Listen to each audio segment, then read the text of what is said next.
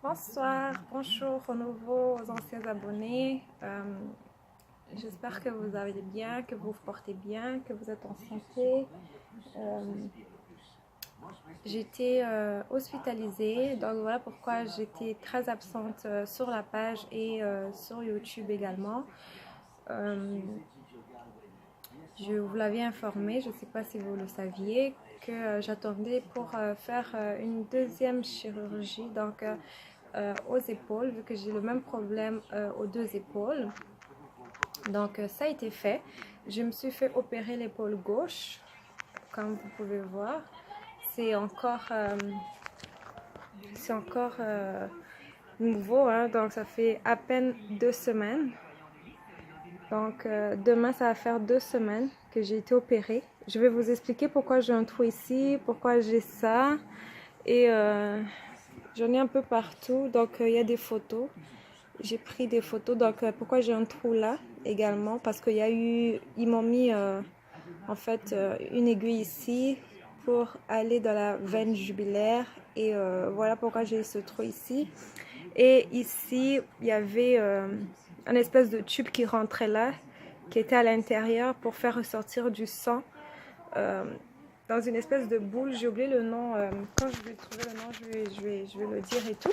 Donc, je compte faire une vidéo pour parler de comment s'est passée l'opération, quelle a été la procédure de l'intervention comparée à la dernière fois lorsque j'ai eu un forage. Et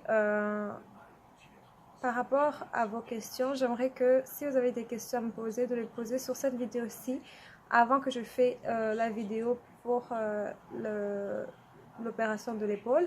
J'ai eu que l'épaule gauche de fait, comme vous voyez, l'épaule droite, elle n'est pas encore opérée.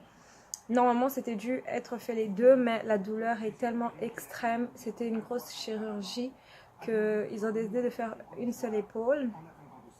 Je vais vous expliquer pourquoi dans la vidéo lorsque je vais la faire. Donc voilà, je compte faire la vidéo après vos questions pour être sûre de répondre à tout le monde et de ne pas avoir à répondre individuellement. La vidéo sur ma prothèse totale de la hanche a été fort appréciée. Beaucoup de gens m'ont écrit en privé. Beaucoup s'inquiétaient par rapport à la douleur, par rapport au choix soit d'un forage ou d'une prothèse. Beaucoup m'ont écrit aussi pour me demander si je pense que c'était des femmes, pour me demander si ce serait facile d'accoucher naturellement, de ne pas avoir recours à une césarienne avec une prothèse totale de la hanche. Donc la réponse est oui, vous pouvez accoucher naturellement. Tout dépend de votre corps, si vous êtes dilaté ou pas, si bébé a pas de problème, si donc c'est vraiment votre corps, c'est vraiment c'est pas par rapport à la prothèse. Donc quand vous allez avoir la prothèse, vous allez faire de la physio. Dans la physio justement, on fait le mouvement de ouvrir, écarter pour faire en sorte que l'accouchement naturel soit favorisé lors de l'intervention, puisque vous êtes drépano, vous êtes anémique, donc vous perdez du sang. Donc, à force de perdre du sang, ben, c'est risqué une césarienne. Donc, eux, ils priorisent toujours l'accouchement par voie basse. Donc, la réponse est oui à cette question-là pour ceux qui se demandaient. Pour boiter, moi, je ne boite personnellement, je ne boite pas. Ça dépend de votre situation, ça dépend de combien de temps vous avez attendu pour avoir un forage, pour avoir une prothèse. Et le forage, si ça n'a pas fonctionné, quelles sont les conséquences, les risques que ça a porté à l'os. Donc, tout ça dépend en fait de votre corps. Mais moi, les gens que je connais, et également par expérience par rapport à moi, je ne boite pas, je n'ai pas eu de problème suite à ça parce que je l'ai fait, même si ça traînait avant de faire l'opération de la hanche pour avoir une prothèse, parce que j'ai eu de la douleur en 2007, j'ai été opérée en 2011, donc ça a quand même traîné.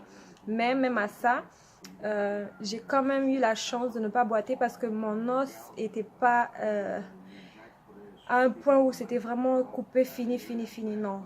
C'est-à-dire que lorsqu'il faut mettre une prothèse, il faut avoir de l'os. Donc, si vous n'avez pas assez d'os, c'est ça qui peut faire le déclinement de la posture de la personne et amener à ce que la personne boite, puisque vous manquez en fait quelques centimètres d'os pour faire en sorte que la chirurgie soit correcte.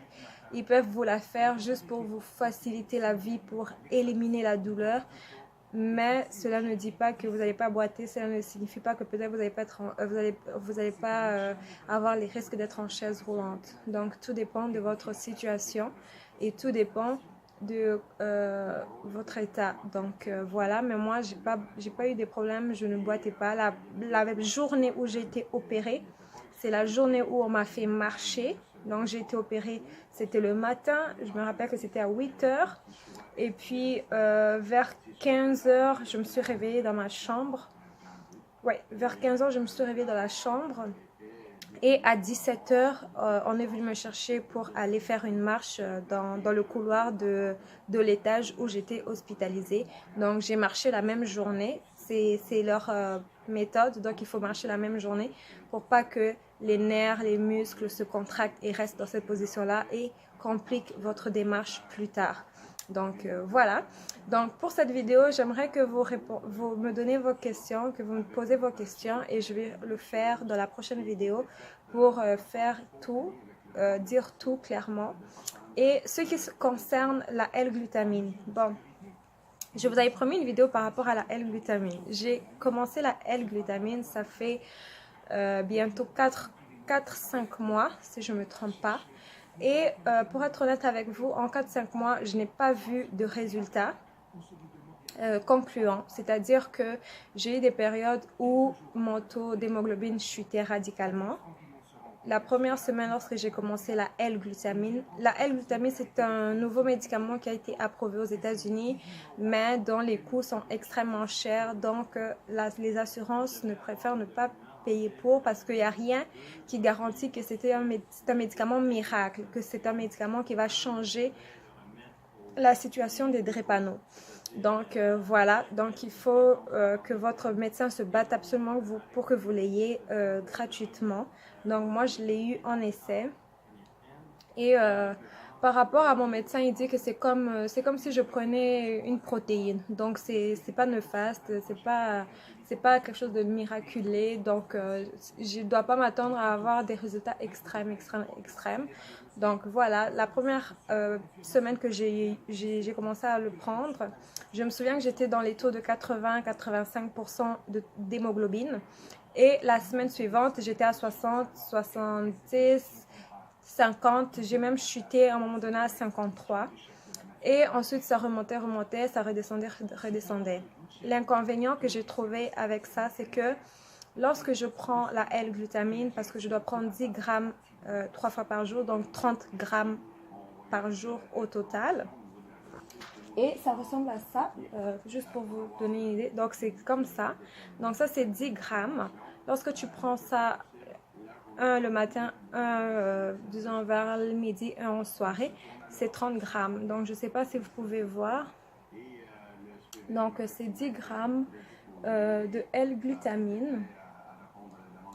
Donc moi on m'a dit que bon c'est comme un supplément, hein, c'est plus comme un supplément, ça fait pas, c'est pas un effet miracle et tout. Donc c'est ça, je l'ai pris, c'était des gros sacs, je me souviens que je vous avais posté les sacs, c'était vraiment des gros sacs avec plein de petits trucs comme ça à l'intérieur. Donc je prends 30 chaque jour le matin.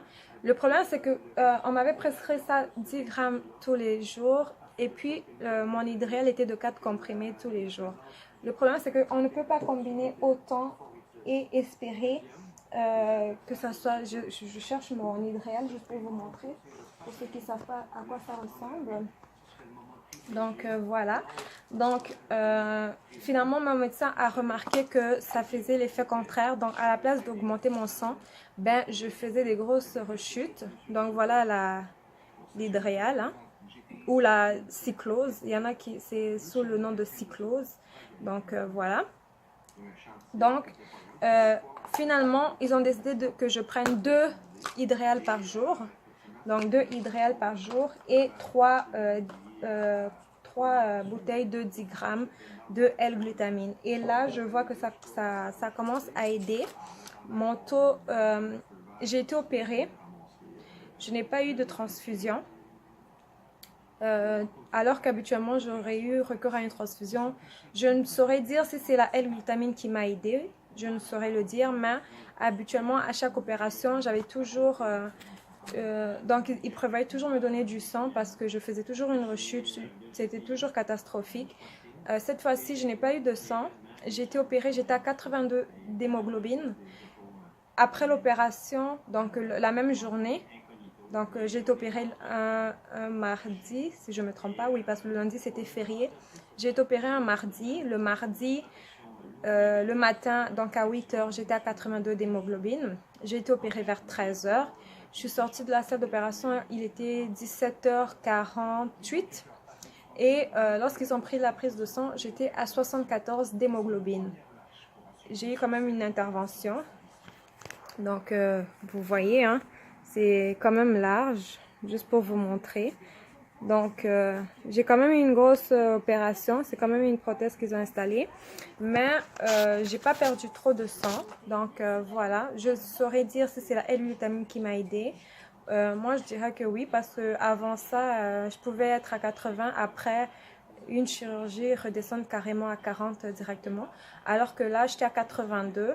Et après, je suis descendue seulement à 74. Donc, j'ai été opérée le mardi. Le mardi, j'étais à 82. Ensuite, j'étais à 74 le même mardi. Le jeudi, j'étais à 54. Oui, le jeudi, j'étais à 54. Et le dimanche, j'étais remontée à 72. Ça remontait sans que j'aie eu une intervention.